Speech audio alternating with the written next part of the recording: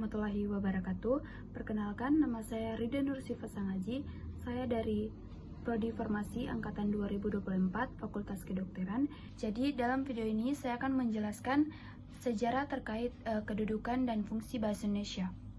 Jadi, dalam sejarah kedudukan bahasa Indonesia awalnya berkembang dari bahasa Melayu yang sudah menjadi lingua franca di berbagai wilayah Asia Tenggara.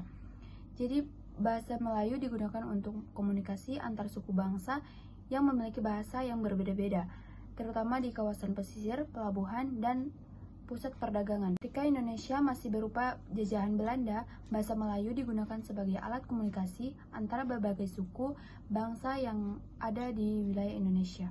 Pada masa pergerakan kemerdekaan, bahasa Indonesia mulai dijadikan alat perjuangan tokoh-tokoh nasionalis. Jadi, dalam Sumpah Pemuda tahun 1928 yang diikrarkan oleh para pemuda Indonesia, bahasa Indonesia dipilih sebagai bahasa persatuan.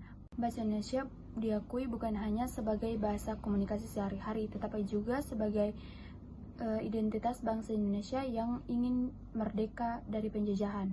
Indonesia merdeka pada tahun 1945, kedudukan bahasa Indonesia semakin dikuatkan.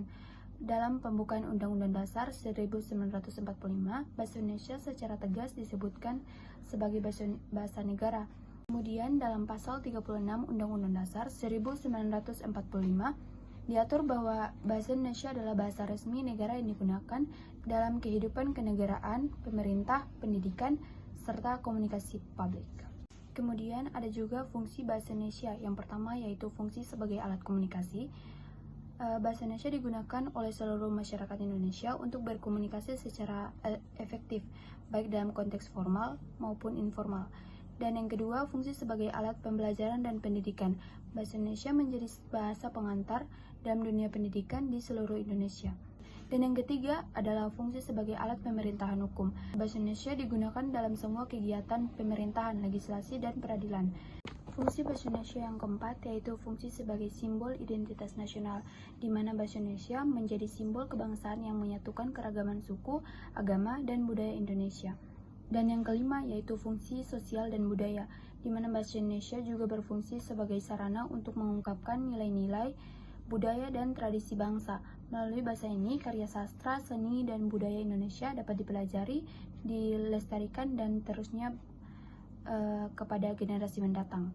Jadi, sejarah yang panjang dan peran yang sangat penting dalam kehidupan berbangsa dan bernegara, bahasa Indonesia terus berfungsi sebagai pemersatu dan membangun identitas nasional. Kedudukannya sebagai bahasa resmi negara menjadikan kunci penting dalam berbagai aspek kehidupan bermasyarakat dan bernegara.